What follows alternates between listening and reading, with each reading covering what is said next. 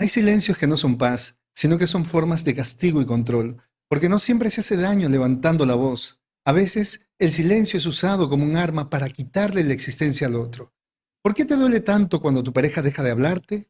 ¿Cómo saber si solo quiere un espacio o está intentando dominarte? Esa noche, desde el conocimiento científico de la psicología, vamos a investigar cuando tu pareja te castiga con el silencio. Desde los estudios de Fernando Leiva en Lima para todo el mundo. Eso es Noche de Psicoterapia. ¡Comencemos!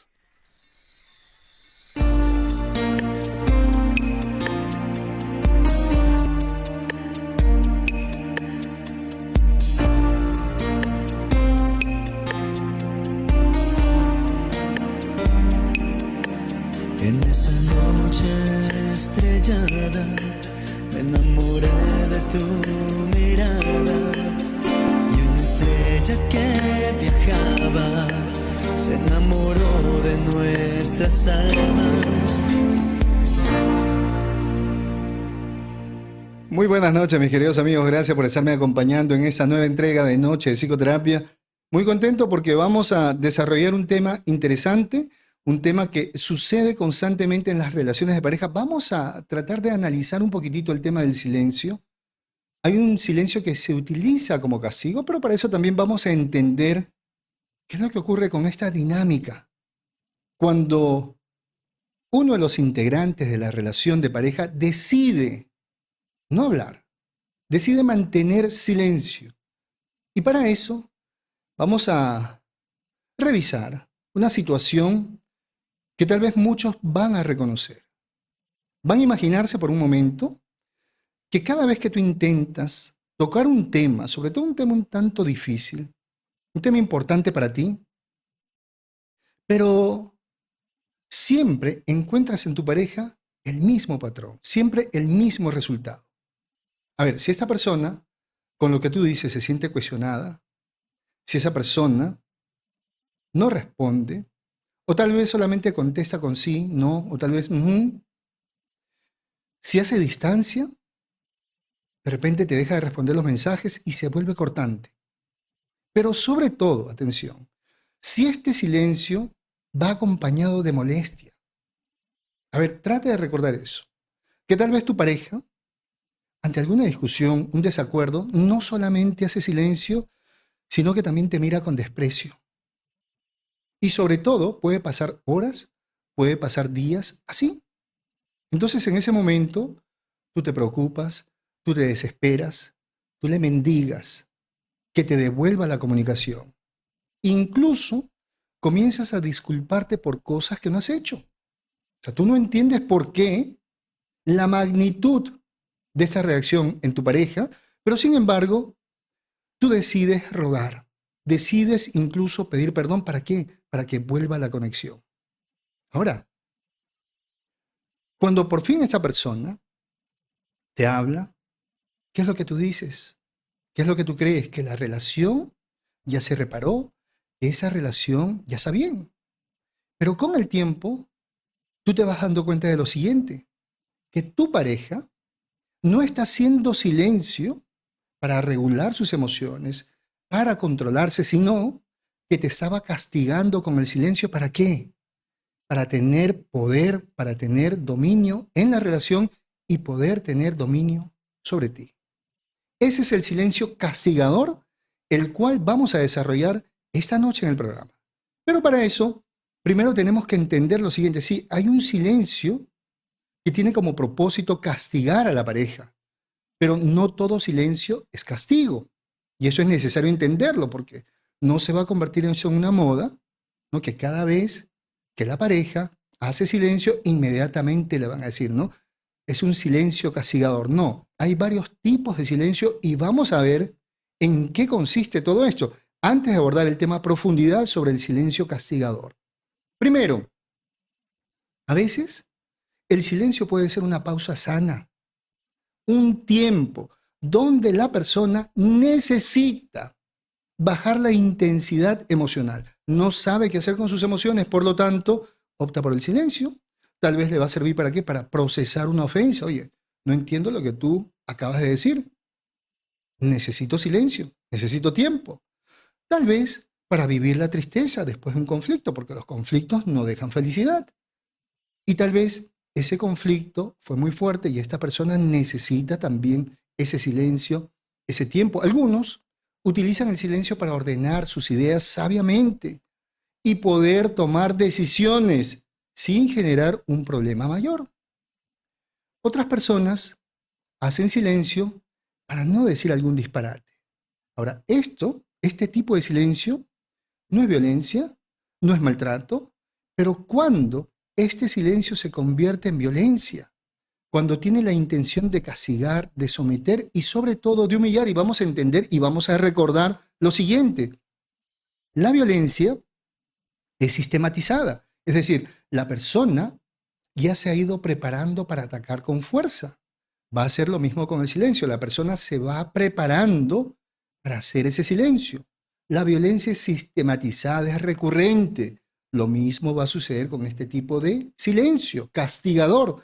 Pero sobre todo, cuando observamos el tema de la violencia, vemos que la violencia tiene como fantasía humillar a la otra persona.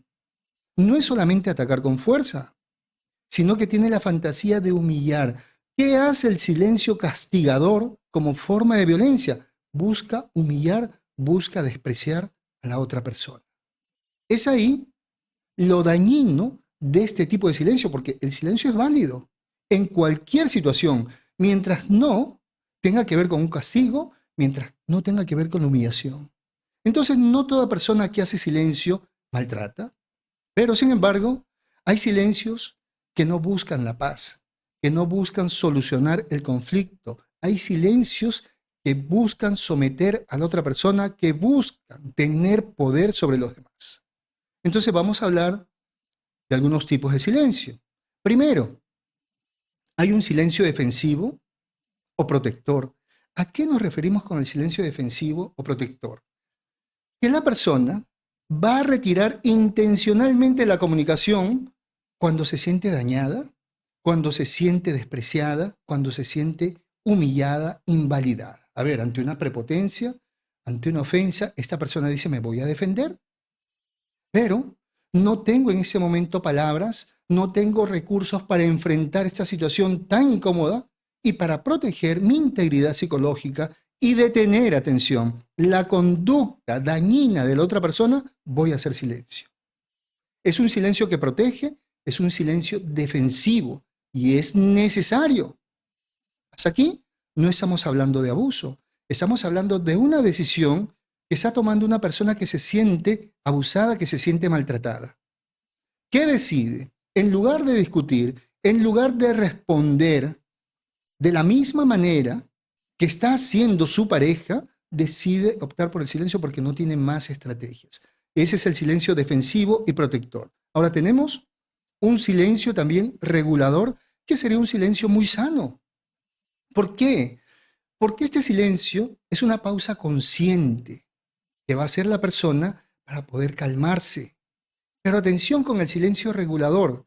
La persona que se regula a través del silencio no deja una adivinanza a la otra persona, le comunica, le dice lo siguiente: por el momento no quiero conversar, lo voy a hacer después, conversamos en 1 hora, conversamos en 2 horas, conversamos en la noche o conversamos mañana. Esa persona está advirtiendo a su pareja que no se siente en condiciones, pero que luego va a retomar la conversación. No hay abandono, no desaparece, no existe ahí el tiempo fuera donde esa persona de un momento a otro sale de la casa sin decir nada. No, esa persona está indicando cómo se siente, está indicando que no se va a comunicar por un momento, pero que luego lo van a poder manejar. Este tipo de silencio, atención, no busca castigar, no busca generar preocupación, ansiedad en la pareja. No, es una forma de tratar de resolver ese momento, pero sobre todo regular sus emociones. Revísense por ahí. Ustedes hacen un silencio defensivo y protector porque no saben cómo enfrentar el abuso, cómo enfrentar la situación. O de repente es un silencio regulador. Si tienen la capacidad de decirle a la pareja: ¿sabes qué? En ese momento no, lo conversamos luego. O tal vez hay un silencio que se relaciona a la indefensión aprendida. Este tipo de silencio es un bloqueo psicológico, donde la persona se queda callada. ¿Por qué? Porque tiene miedo de comunicar y tiene miedo de las consecuencias con respecto a lo que vaya a decir. Entonces esta persona cree que si en algún momento dice algo, la situación puede empeorar. O de repente todo intento de comunicar va a ser inútil. Esta persona está pasando por ese síndrome de la indefensión aprendida, aprendió a no defenderse. Y es un silencio muy dañino para quien lo está viviendo. Ahora, hemos conocido 3 silencios. Silencio defensivo y protector, silencio regulador y este silencio por indefensión aprendida. Nos toca hablar en ese momento y déjame saber si es que te estás identificando con el tema. Te voy a leer en los comentarios. El silencio castigador. ¿Qué es el silencio castigador? Aquella pausa en la comunicación que es intencional, atención, se retira la comunicación, pero que tiene la finalidad ¿de qué? De humillar, de controlar, de castigar, de generar culpa en la otra persona, de obligarla a rogar y a perseguir. Esto es importante. La persona que castiga con el silencio sabe del daño que está haciendo. No se protege, no se está regulando, no se está defendiendo. Muy por el contrario, está atacando con fuerza, está utilizando el silencio como una forma de violencia, pero sobre todo, reduce a su pareja con la finalidad de que más adelante le esté rogando, le esté persiguiendo para poder conversar. Ahora, estos intentos no tienen una respuesta educada, no tienen la respuesta de la pareja que opta por el silencio, que le diga, ¿sabes qué? Por el momento no, lo vamos a hablar después. No. Esta persona insulta, esta persona humilla. Y todo esto va generando inseguridad en la otra persona, porque también es la finalidad de este silencio castigador. ¿Qué más sucede con este silencio que castiga? Tiene la finalidad de hacerle sentir a la pareja que no existe. O sea, no significas nada para mí, por eso no voy a hablar contigo. A partir de ese momento no eres nada. Pero también se trata de imponer poder, superioridad. Soy más que tú en esta relación. No eres digna de que te pueda dirigir la palabra. Es una manera también de recordarle todo el poder que tiene en la relación de pareja. Entonces, este tipo de silencio no es necesito un tiempo y hablamos luego, no.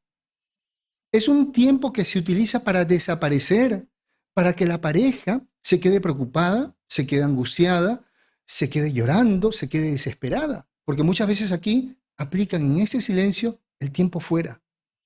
Pero el tiempo fuera, atención, como técnica para poner un alto, una pausa al conflicto, no indica que la persona sale sin decir nada y va a regresar quién sabe cuándo, no. El tiempo fuera, como un elemento regulador, indica lo siguiente. Durante tanto tiempo no vamos a hablar, o tal vez voy a salir un momento, me voy al parque, de repente me voy al mercado, me voy a la panadería, me voy a tomar un café, voy a estar media hora, una hora, regreso y conversamos. Y voy a tener el teléfono encendido en caso tal necesites llamar. Pero en el caso del castigo esto no sucede así. El castigador con el silencio desaparece, pero también deja a la otra persona sin acceso. ¿Por qué? Porque este silencio va de la mano con bloqueos. ¿Sí? Hay parejas que inmediatamente ante la primera discusión, bloqueada el WhatsApp, bloqueada el teléfono, bloqueada las redes sociales, no hay manera de comunicarse. Entonces de esta forma se va congelando a la pareja hasta que aprenda una lección. Pero también les hace sentir que no merecen respuesta alguna. Entonces, estamos hablando aquí de que el silencio castigador es una forma de violencia sofisticada, es sistematizada, es elaborada. Entonces, por ahí nos vamos encontrando también con un perfil perverso, con una persona que sabe qué es lo que quiere y va a utilizar todos los medios para tratar de hacer sentir mal a la pareja y sobre todo conseguir ese dominio en la relación de pareja. ¿Qué dicen las investigaciones? A ver, el abuso del silencio en la relación de pareja es un predictor del divorcio. Es decir, cuando se abusa de este silencio, sobre todo cuando se utiliza el silencio como una forma de violencia, está indicando el camino para la separación o para el divorcio. Parejas que todo el tiempo están utilizando este silencio, esta desconexión, parejas que se desaparecen de un momento a otro, regresan al día siguiente o a la semana, están marcando ese camino para la separación. Así que hay que tener mucho cuidado cuando hablamos de este tema del silencio castigador. Ahora, pero ¿cómo lo veríamos con ejemplos reales? ¿Cómo se ve este silencio castigador en la vida real? Por ejemplo, después de una discusión, después de un desacuerdo, tu pareja te deja en visto. Sí, tú le envías mensaje, te das cuenta que llegó el mensaje, pero no responde. Te ignora por horas, por días, para que te desesperes. Y aquí vamos a entender lo siguiente. Estamos hablando de un silencio castigador, porque hay silencios que ameritan tiempo y espacio, sobre todo cuando la persona esté en peligro. Pero en ese caso no. Esta persona está utilizando cualquier desacuerdo. A ver, de repente le dicen, oye, por favor, no dejes las medias en el piso. Lo desproporciona, le da una magnitud inmensa, intensa y procede con el castigo. ¿Qué más?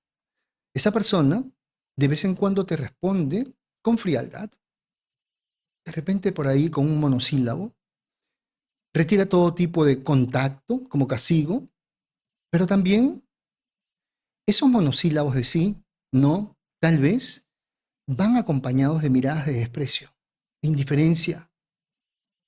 Entonces muchas veces cuando tú intentas hablar, hay algo típico en esas personas que te dan a entender que estás fastidiando, que te has convertido en una persona fastidiosa por intentar comunicarte. ¿Y cuándo te vuelven a hablar? ¿Cuándo te vuelven a dirigir la palabra? Cuando se dan cuenta que estás desorganizado, desestabilizado, desesperado, cuando sienten que tú ya no tienes ninguna herramienta para poderte sobreponer, en ese momento te dirigen la palabra. ¿Por qué? Porque saben que ya tienen el control. Este tipo de personas tienen como objetivo, atención, someterte. Por eso para ellos el tiempo es muy importante, porque en ese tiempo van viendo cuánta fuerza vas perdiendo.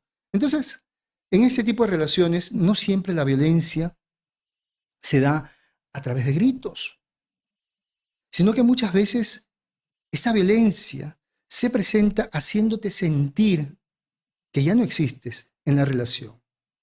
Vamos a hablar de qué tipo de trastornos, personalidades son vulnerables a este tipo de manipulación, a este tipo de violencia, a ese silencio castigador.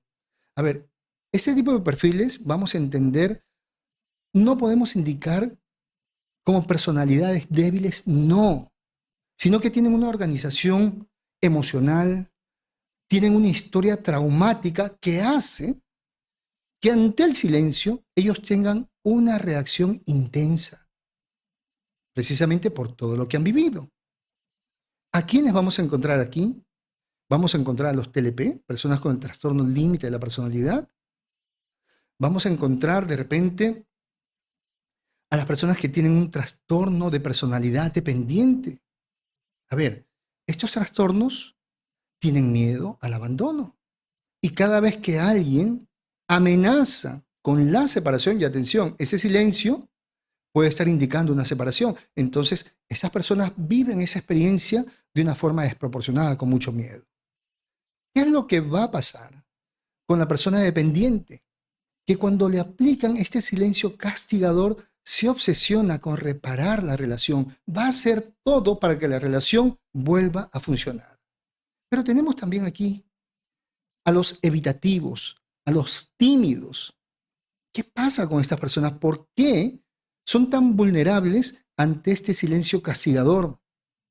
Porque en el silencio llegan a sentirse inferiores debido a que son tímidos y tienen pocas amistades, tienen una red de apoyo muy débil. Esas personas llegan a sentirse inferiores y ahí es lo peligroso. Porque inmediatamente este castigador se siente con poder y empieza a abusar de la otra persona. También las personas con el trastorno de ansiedad pueden ser muy reactivas, muy vulnerables ante el silencio castigador. Miren lo que estamos encontrando. ¿Bien? Miren todo lo que estamos viendo. No a todo el mundo le afecta por igual este silencio que castiga. Ahora, pero ¿cuáles serían las consecuencias? ¿Qué tipo de síndromes? Síndromes es un conjunto de síntomas. O tal vez qué trastornos podrían generarse a través de este acto de violencia que es el silencio castigador.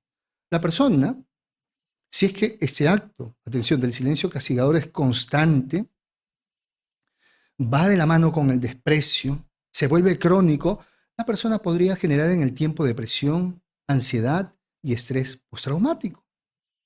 Ahora, el efecto inmediato que va a haber ante este tipo de castigo es la obsesión.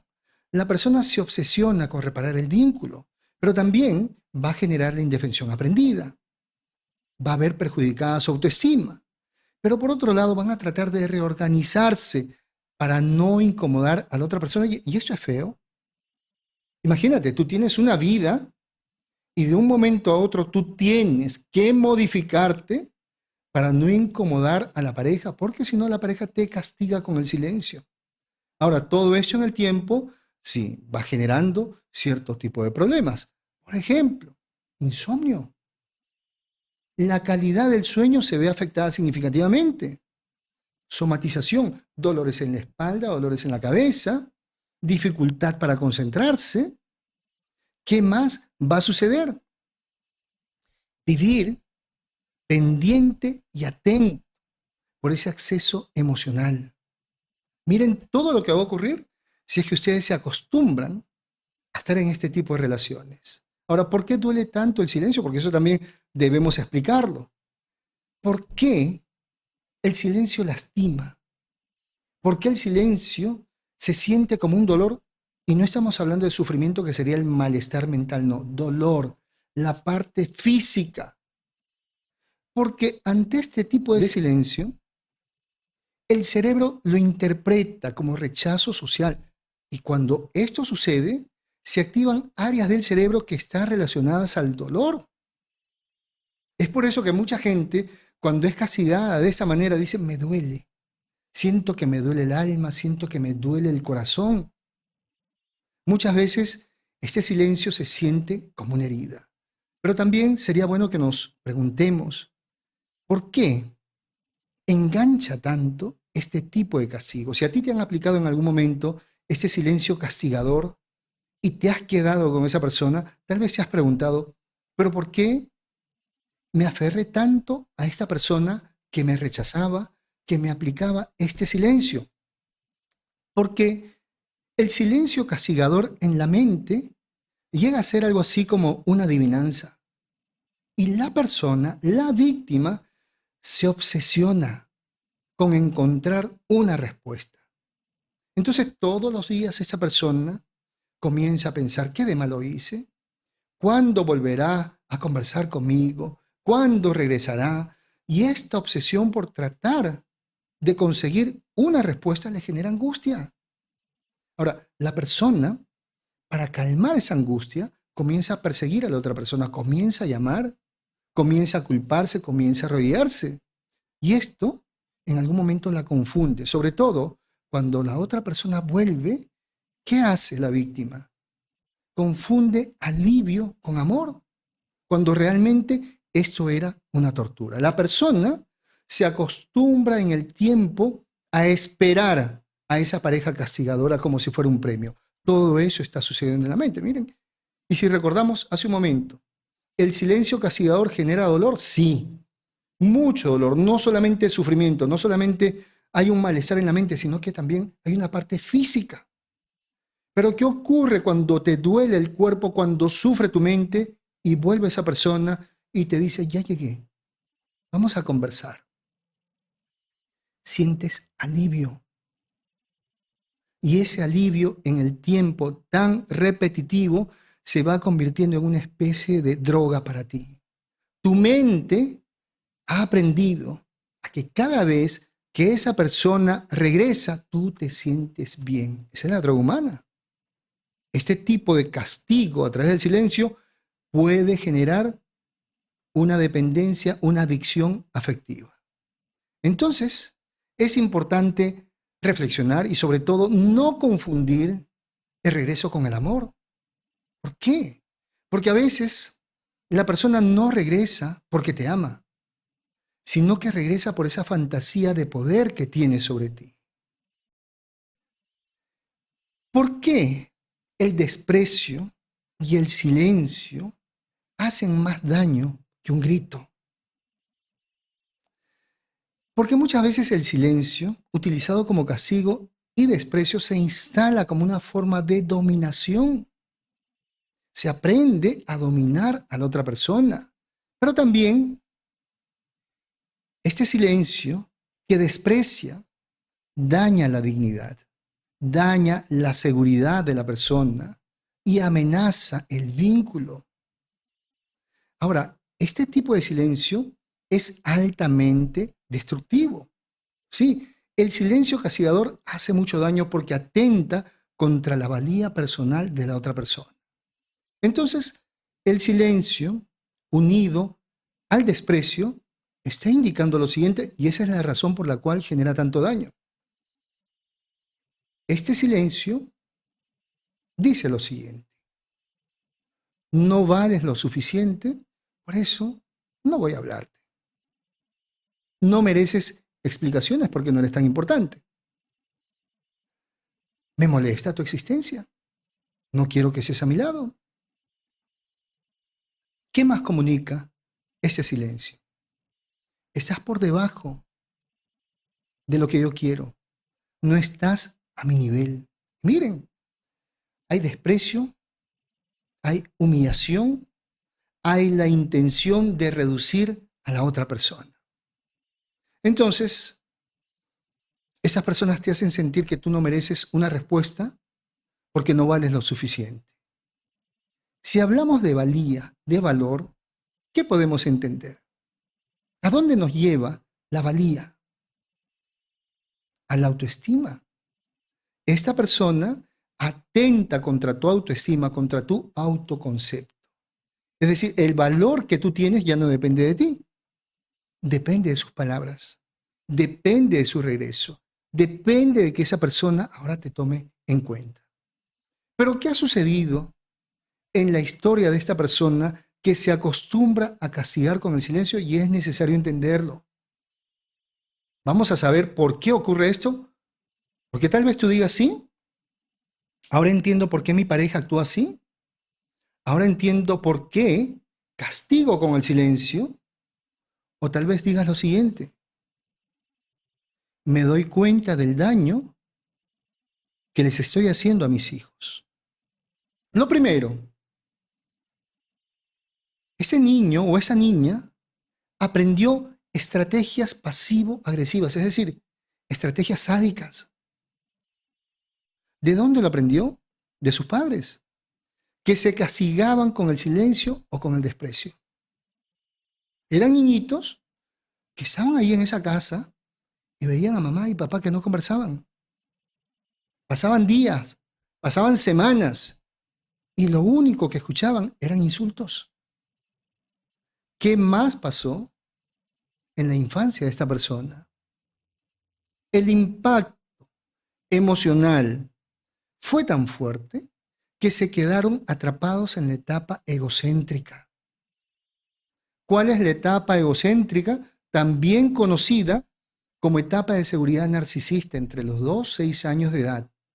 Presten atención. La conducta narcisista, la conducta altamente egocéntrica, en la etapa adulta es un trastorno. Un adulto no se puede conducir así, no. Pero entre los 2 y 6 años de edad es una conducta necesaria para la supervivencia. Es decir, los niños necesitan experimentar ese proceso. En ese momento es sano. Pero ¿qué ocurre? A ver, ese alto egocentrismo en la infancia, que es una conducta narcisista, pero necesaria, que le brinda seguridad, ¿qué hace? Que el niño exija que todo gire a su alrededor, que lo miren, que le presten atención. Mami, mira, papi, mira, le enseñan un dibujo, mira cómo salto, mira cómo canto. ¿Qué pasa cuando un niño no es tomado en cuenta? ¿Qué pasa cuando un niño es humillado, castigado, sobre todo en esta etapa? Esta etapa egocéntrica de seguridad narcisista no se regula, se queda latente, se queda esperando una oportunidad de ser validado, pasa por debajo de todos los años, pasa por debajo de la adolescencia que es tan intensa que por eso no se percibe, pero más adelante aparece. Y sí, aparecen esas características narcisistas. ¿Y qué ocurre? Ahora ese adulto, ante cada discusión, activa sus defensas narcisistas. Todo lo ve como peligro, todo lo ve como una ofensa, y las defensas narcisistas que indican lo siguiente: sentirse superior, desvalorizar a la otra persona, generar distanciamiento emocional, controlar, no reconocer sus propios errores. Se van a activar y van a exigir que la persona esté girando a su alrededor y va a utilizar el silencio como una especie de arma con el cual va a poder dominar a la otra persona. Es decir, el silencio le va a servir para poder dominar a un objeto que está fuera de control. Porque ese adulto no llegó a resolver ese narcisismo propio de la infancia. En la infancia, el niño mantiene una relación de sujeto a objeto. Es el único sujeto, el único que siente, y los demás son objetos. Tienen que servirle, tienen que cuidarle, tienen que hacerle reír. Pero en este caso, ese adulto que fue lastimado en la infancia sigue viendo a los demás como objetos. Entonces, ahí se van a explicar el por qué actúa de esa manera en esa relación de pareja. También aprendió en casa que el afecto se puede entregar si es que la otra persona hace lo que quiere, y si no, se castiga con el retiro emocional, se castiga con frialdad y también con el silencio. De niño, sus padres, sus cuidadores, no le ayudaron a calmar sus emociones. Emociones intensas de tristeza, de enojo, de miedo. Entonces, como no aprendió a calmarlas, a regularlas, ¿qué hizo? Aprendió a desconectarse de esas emociones. Aprendió a defenderse a través del silencio. Y vamos a recordar lo siguiente: estos patrones de conducta sirven para la supervivencia. El ser humano lo único que quiere es sobrevivir, pero cada quien se va diseñando de acuerdo a su historia. Y estas personas que hacían con el silencio aprendieron eso, a defenderse a través del silencio, porque ese silencio le da sensación de poder, sensación de control sobre la otra persona. Tampoco les enseñaron a identificar sus emociones. Es decir, no estuvo mamá, no estuvo papá que le diga: hijito, estás triste, estás llorando, es bueno sentirse así, vamos a sacar eso, estás enojado, vamos a conversar. No, nadie le prestó atención. Entonces, esta persona no sabe procesar las emociones. ¿Y qué hace? Cada vez que sus emociones se mueven con intensidad, esta persona prefiere quitar la palabra de reconocimiento, no involucrarse. Esas personas también en la infancia tuvieron modelos, cuidadores críticos, fríos, castigadores, distantes, y esa es la forma en la cual han aprendido a relacionarse. Pero también este tipo de silencio castigador muchas veces se fomenta en la sociedad, en las redes sociales. Está bien alejarse de la persona maltratadora, violenta. Está bien hacer un contacto cero cuando estamos en peligro. Pero no está bien normalizar el silencio, la frialdad, como una forma de convivencia, como una forma de intentar resolver los conflictos. Entonces, muchas veces vamos viendo en las redes sociales consejos que son desproporcionados e irracionales, que más allá de brindar una solución, están haciendo daño. ¿Cuáles son los trastornos que están vinculados a esta conducta de castigar con el silencio. Los rasgos antisociales, con estos subtipos, sociópatas, psicópatas. Pero también se dice que los TLP podrían tener tendencia a castigar con el silencio. ¿Y por qué? ¿Por qué se llega a esta conclusión? Porque estos rasgos de personalidad casi siempre están presentes en las agresiones, en los abusos que se dan en las relaciones de pareja. Ahora, no estamos hablando aquí de personas que, porque tengan este diagnóstico, todo el tiempo vayan a castigar con el silencio, no. Sino que muchas veces se encuentra evidencia que estos rasgos, sobre todo antisociales, pueden generar este tipo de conducta. Encontramos también a los narcisistas, porque el silencio muchas veces sirve para poder humillar a la otra persona y para castigar por haber desobedecido. Pero también sirve como un mecanismo para restaurar esa jerarquía narcisista. Aquí soy yo. Yo mando. Estamos en una relación, pero yo mando. Esa es la jerarquía narcisista. Entonces, podríamos encontrar patrones de conducta que en nuestra atención considerado como un trastorno, pero sí lo vamos a mencionar, patrones de conducta del pasivo agresivo, quien usa el sadismo, un sadismo sutil. Entonces, ¿qué hace el pasivo agresivo? Él no te golpea. No. De repente no te va a humillar, pero te va a atacar de una manera sutil, haciendo silencio. Miren todo lo que estamos consiguiendo dentro de este tema del silencio castigador y es necesario tomarlo en cuenta. Amigos, ese es mi consultorio, tu consultorio, nuestro consultorio. Un espacio diseñado para que puedas trabajar aquellos problemas que te impiden alcanzar esa estabilidad emocional. Déjate guiar a través del conocimiento científico de la psicología, con quien te habla Fernando Leiva, psicólogo. Pide tu cita a través de WhatsApp marcando el +51 9957 22178. No importa dónde te encuentres. Toma nota, por favor. ¿Cómo distinguir la estrategia, la técnica del tiempo fuera en la relación? O tal vez el no quiero hablar por ahora del castigo emocional, de ese castigo que tiene que ver con el silencio. ¿Cómo lo podemos diferenciar? ¿Por qué? A ver, porque el tiempo fuera se va a especificar. Atención, cuando una persona dice, quiero un tiempo fuera, o no quiero hablar por el momento, la persona lo expresa. No se queda callada de un momento a otro. ¿Qué dice? Mira, prefiero no conversar por ese momento, lo hablamos después. Si va a utilizar el tiempo fuera, ¿qué va a decir?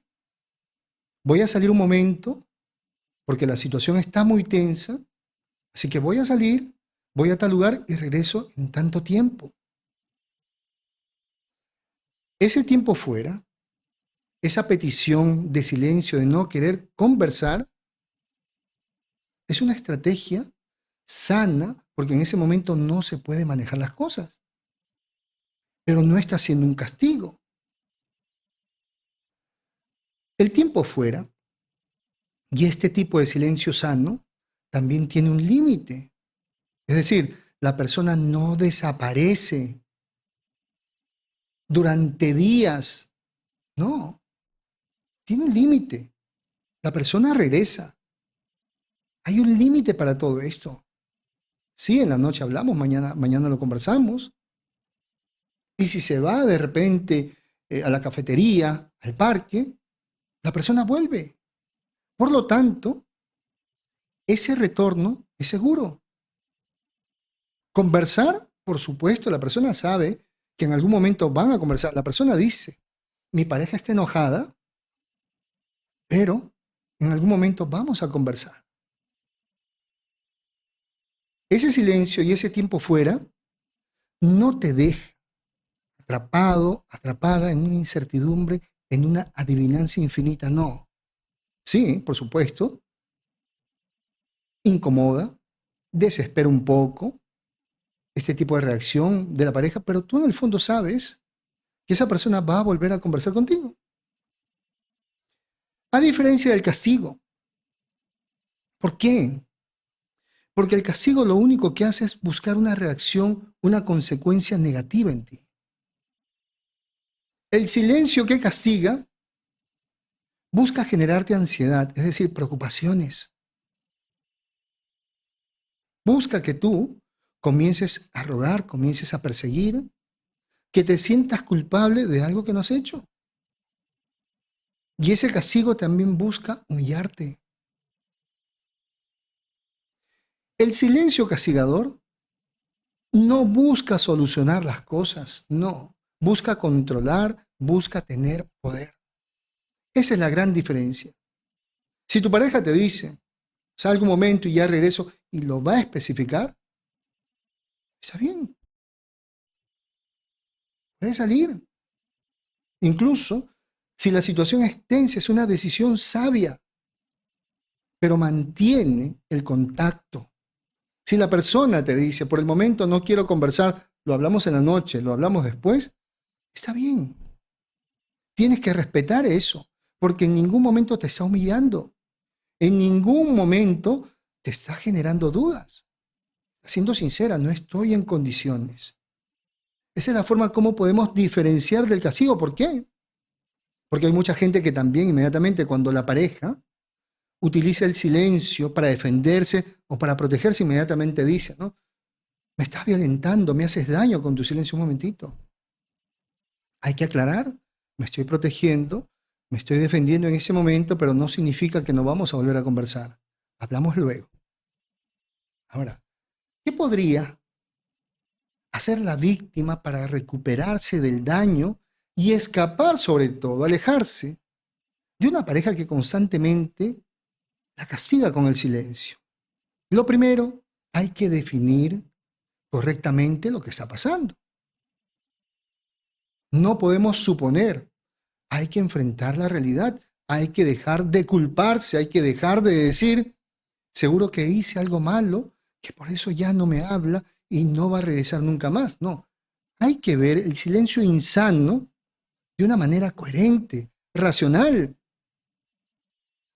Ese silencio castigador nada tiene que ver contigo.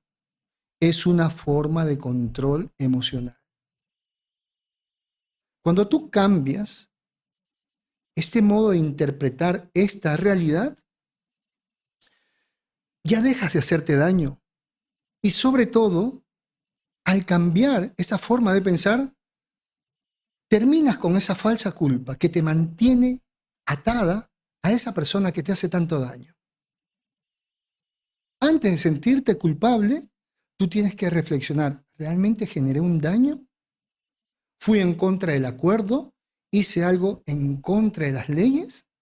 ¿O es que esa persona me está machacando, me está exigiendo que me sienta culpable para controlarme? La falsa culpa te mantiene atada a esa persona. ¿Qué más vas a hacer?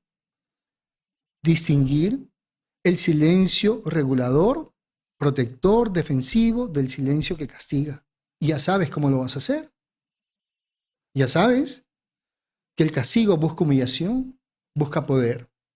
Tienes que recuperar tu seguridad y control. Algo que muchas veces les he enseñado. No se suelte el poder, el control ni la autoridad. Y lo estás soltando cada vez que permites que una persona te humille, te esté violentando. ¿Cómo recuperar esa seguridad y ese control? Primero, recupera tu red de apoyo, contacto con tus seres queridos, con tus amistades. Independencia económica. Tienes que ser económicamente independiente. Ten tu propio espacio, un momento para estudiar, un momento para orar, un momento para ejercitarte. Busca ayuda psicológica. Tiene que haber un profesional que te indique qué es lo que debes hacer y que te ayude a procesar toda esta carga emocional. Pero también, si es que por ahí tienes tendencia a olvidar las cosas, escribe. Escribe esos momentos en los cuales esa persona te castiga, para que en algún momento puedas leer y te puedas dar cuenta que no ha sido un solo castigo, sino que es un patrón de conducta. Y que de esta forma evite ser manipulada nuevamente.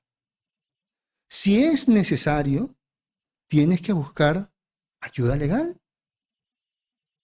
Porque no puedes continuar en una relación donde estás sufriendo tanto, donde te están perjudicando tanto. Ahora, la recuperación en este tipo de casos no es solamente entender lo que te está pasando, sino que tienes que escapar de ese aislamiento que genera ese agresor y ese aislamiento lo vuelve poderoso. Trabaja tu miedo a la soledad. Trabaja tu miedo a la separación. Porque si tú no trabajas esto, vuelves a ese sometimiento. Tienes que buscar ayuda, sí. Porque no puedes estar como una criatura teniendo miedo a quedarte solo, a quedarte sola. Y tienes que enfrentar cualquier intento de castigo con el silencio de la siguiente manera, poniendo un límite bien fuerte. Se lo aclaras de un principio. Mira, le dices, si tú necesitas un tiempo fuera, o tal vez no quieres conversar, me lo dices. Y volvemos a conversar en el tiempo que tú digas. Pero si tú me quieres aislar, si tú me quieres congelar días, horas para castigarme, eso no lo voy a aceptar, eso no lo voy a normalizar en mi vida. Las cosas tienen forma, las cosas tienen detalles, las cosas se explican y eso es lo que vas a hacer. Y si no tienes el valor para decirlo, la puerta está abierta, punto. Porque si tú permites que esa persona continúe castigándote con el silencio, vas a vivir la indefensión aprendida. Si esta persona no cambia, si esta persona no reflexiona incluso ante esa advertencia, la salida más sana, más saludable es separarse, alejarse de esa persona, romper con ese ciclo. Y no convertirte en una persona que se haya especializado en soportar este tipo de violencia. Elabora también un plan de salida. Atención con esto. Porque terminar una relación no es así de fácil. Hay que tener un plan. Tú no puedes salir de buenas a primeras. Entonces, lo primero, antes de decir algo, tú tienes que evaluar el peligro. ¿A qué riesgo te vas a someter? Tú tienes que proteger tus recursos personales. Dejarte guiar por una persona que sea profesional en el tema. Y dejar de estar diciendo todo el tiempo, de amenazar todo el tiempo, me voy a ir, se va a terminar. No. No actúes impulsivamente. Las cosas con calma. ¿Qué es lo que se tiene que hacer en terapia? Porque eso también es importante. ¿Cuáles serían los objetivos a perseguir en terapia? Antes de interpretar la infancia, ¿qué es lo que pasó con mamá, papá? Los apegos, ¿no? Si tuviste un apego seguro, un apego evitativo, un apego ansioso. ¿Por qué te enganchas con ese tipo de personas? Lo primero que se tiene que hacer en el abordaje psicológico es ayudar a la víctima a salir de ese estado de confusión, a salir del miedo y de la culpa. Es lo primero, porque si no hay claridad, no hay avance. Estabilizar y seguridad psicológica. Sí, porque muchas personas llegan a consulta y dicen, quiero trabajar mi infancia porque estoy viviendo esto. Un momentito, ahora explícame qué es lo que estás viviendo. Por eso se pregunta el motivo de consulta. Sí, sabemos que hay una historia triste, difícil detrás de todo esto. Pero es necesario saber el contexto. ¿Qué es lo que te lleva a terapia? Y luego sí, vamos a hablar de esa infancia, de todo lo que pasó cuando eras pequeñito. ¿Qué más se va a hacer en terapia? Reconstruir ese criterio de realidad. ¿Cómo así? No basar tu realidad en lo que dice la otra persona, no, sino que tienes que aprender a identificar ese patrón tóxico, castigador. Diferenciar lo que sería un tiempo fuera, un silencio reparador, a lo que es el castigo. Reconocer cuando esa persona te quiere dominar, te quiere controlar. Pero sobre todo, reconocer el daño que te están haciendo a través de este castigo. A eso le llamamos también el estado de conciencia. En terapia vas a hacer una lista del daño que estás experimentando en esta relación de pareja con ese silencio. ¿Cuánto daño te haces al permitir esta relación en tu vida? ¿Y cuánto daño le estás haciendo también a los demás? ¿Por qué? Porque cuando una persona es víctima de ese tipo de abuso, incluso descuida a su familia, descuida el trabajo, descuida todo vínculo social. ¿Qué otra cosa más vamos a hacer en terapia? Ayudar a disminuir los síntomas de ansiedad, de excesiva preocupación, la depresión, el insomnio, reactividad. Todo eso hay que trabajarlo. ¿Y qué más? Hay que enseñarle a esa persona a tomar decisiones, que tenga la capacidad de decidir, que pueda poner límites, que pueda pedir ayuda, que pueda actuar sin el miedo de activar el castigo en la pareja. De que esa persona despierte como un monstruo inmediatamente, ¿no? Vaya por ahí a castigar con el silencio. Mentito, tú no le puedes tener miedo a tu pareja. Porque desde el momento en el cual tú le tienes miedo a tu pareja, ya no es tu pareja. Ya no. Es un agente del terror, del caos que está viviendo contigo. Y eso no es una relación. ¿Qué más vamos a hacer en terapia? Psicoeducación. ¿Qué es lo que tiene que aprender el paciente? ¿Cómo funciona este ciclo de este castigador del silencio? ¿Cómo comienza todo? Con un desacuerdo. Hay algo que no le gusta, inmediatamente retira la comunicación. ¿Y qué haces tú? Empiezas a rogar, empiezas a perseguir. ¿Qué sucede más adelante? Esa persona regresa y sientes alivio. Eso te da a ti una falsa estabilidad. Esto se vuelve a repetir y así se va formando esa adicción afectiva. Entonces vas a aprender en terapia de memoria cómo funciona este ciclo con esta pareja que te castiga con el silencio. Hay que trabajar también la resiliencia, la capacidad de sobreponerte a impactos emocionales y recuperar tu autoestima, tu valía personal. En ese tema de la autoestima, empezar a reconocer tus fortalezas. Porque a veces estas relaciones disfuncionales apuntan a ¿qué? A hacerte mirar todas tus debilidades, baja autoestima. Vamos a cambiar todo eso en terapia y apuntamos hacia la alta autoestima. Tienes que mirar tus fortalezas. Todo lo que has logrado, cuánto sabes, cuánto tienes, cuánto puedes lograr. Porque cuando tú miras tus fortalezas, ahí está esa alta autoestima. Y cuando escuchamos ese fondo musical, recordamos que la distancia no es impedimento para que puedas acceder a las sesiones de consejería psicológica con quien te habla Fernando Leiva, psicólogo. Déjate guiar por el conocimiento científico de la psicología. No importa en qué lugar del mundo te encuentres, tu sesión puedes realizarla por cualquier red social que permita hacer llamadas o videollamadas. Puedes hacerla por WhatsApp, por Zoom o Google Meet. Pide tu cita marcando desde cualquier país al +51 9957 22178. Toma nota, por favor. A manera de conclusión, mis queridos amigos, vamos a entender lo siguiente, que no todo silencio es malo. Sin embargo, cuando el silencio va de la mano de la humillación, el control, el dominio, ese silencio se vuelve tóxico. Y estamos ante una personalidad perversa, egocéntrica, que ve a su pareja como un objeto.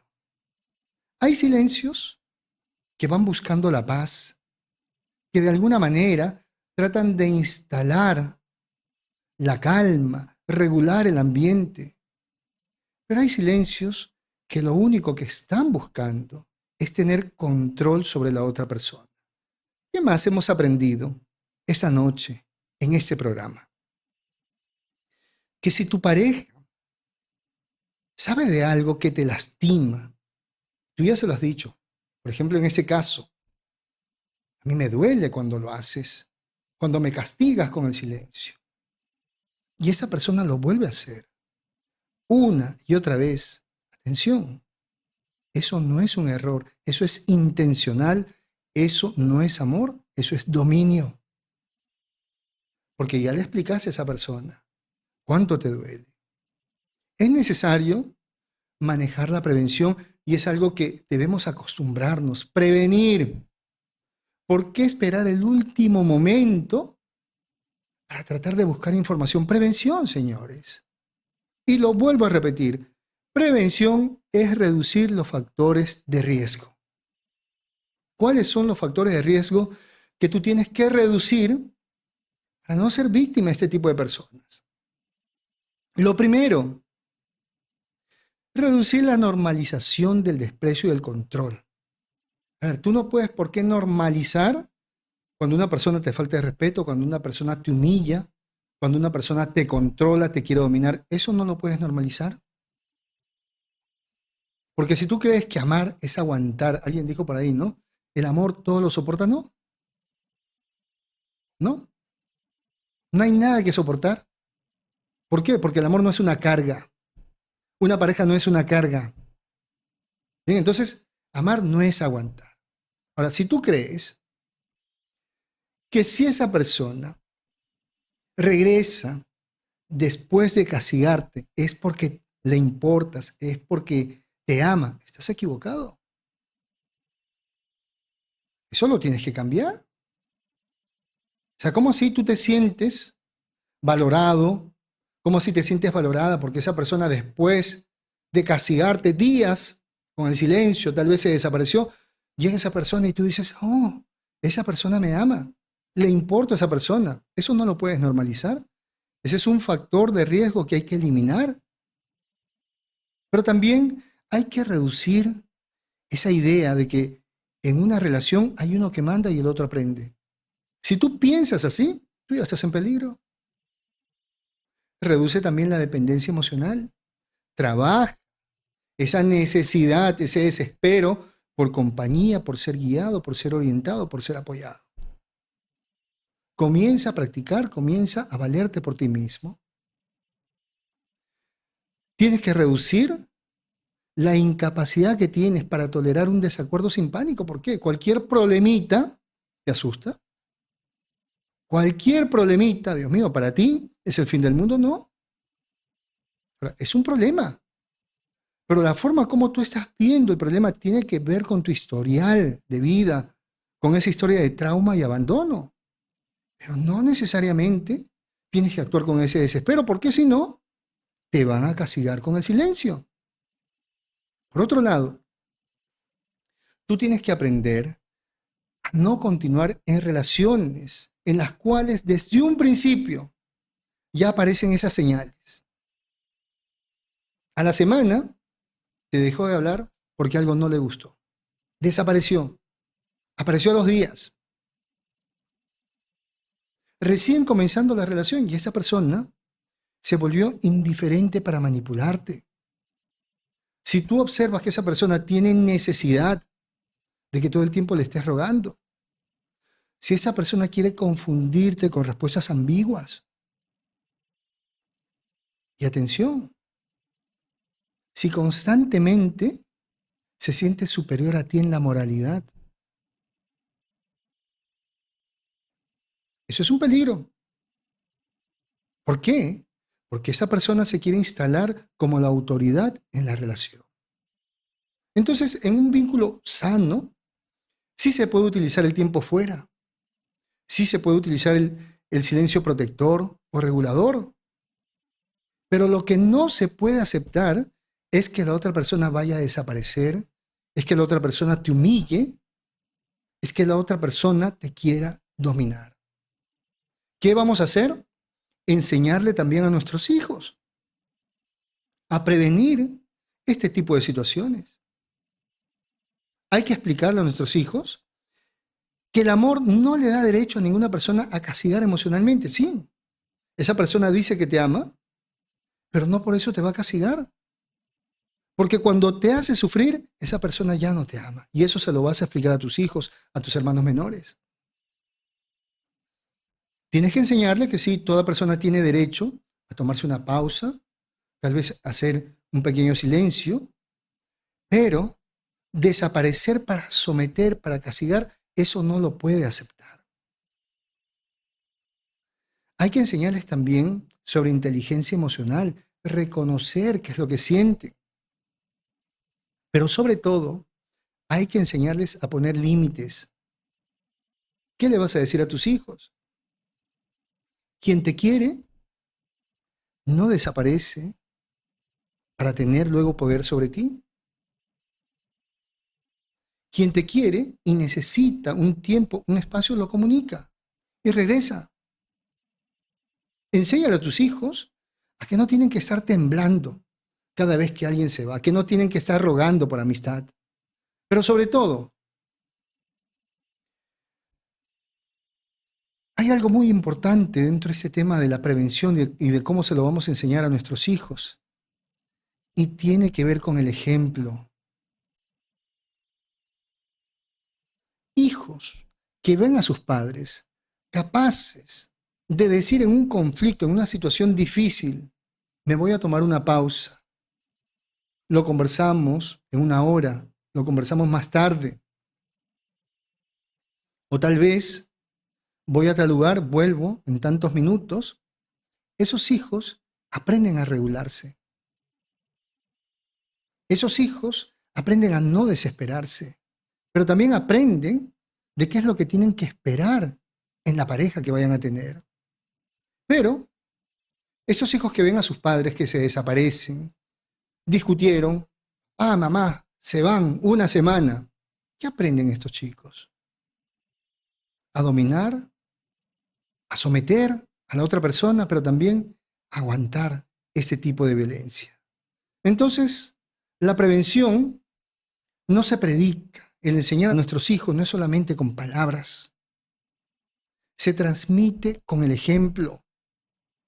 Se les enseña a los hijos que una familia, cuando tiene problemas, va a buscar solución y van a tratar de reparar el vínculo.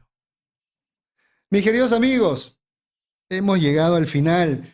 El tema ha estado muy bonito. Espero que lo hayan disfrutado. Gracias, como de costumbre, por haberme acompañado en esta noche que para mí ha sido especial. Gracias por ayudarme a compartir la cultura psicológica. Gracias también por valorar el trabajo de los psicólogos en el mundo. Les recuerdo que mis colegas están preparados, muy estudiados, para apoyarlos en este proceso de encontrar la salud mental, de ser también mejores personas. Antes de despedirnos, la importancia de poder agradecer. Agradecemos siempre lo bueno y debemos hacer una lista antes de dormir por cuántas cosas voy a agradecer. Pero mañana al despertar también una lista de las cosas por las cuales vas a agradecer. El día te recibe con algo. Sí, muchas veces el día es difícil, pero también tiene esas cosas buenas. Porque aquella persona que agradece es una persona que está satisfecha, es una persona que está feliz. En ese caso, los quiero invitar a agradecer a Dios, si es que son creyentes, agradecerle por esta oportunidad de estar vivos. Y los que no creen en Dios, agradecer a la vida. Algo sucede por ahí, en el universo. Hay algo tan amable, tan bondadoso, que hace que tú cada día puedas despertar y que puedas obtener tantas maravillas. Yo les agradezco de corazón, muy agradecido, porque ustedes me han convertido en esa persona. ¿Bien? ¿Y qué quiero? Esta noche quiero que nos demos un abrazo bien fuerte. Nos ponemos así, toditos, a ver, lo hacen ahí en casa. Y nos vamos a dar ese abrazo bien grande. ¿Desde dónde? Desde el alma. Ahí va para todos ustedes. Abrazo bien fuerte y ese besote también para todos, sin excepción alguna. Mis queridos amigos, se me cuidan. Por favor, descansen. Y nos vemos la próxima semana en un nuevo episodio de Noche de Psicoterapia. Se les quiere mucho. Beso para todos. Chao.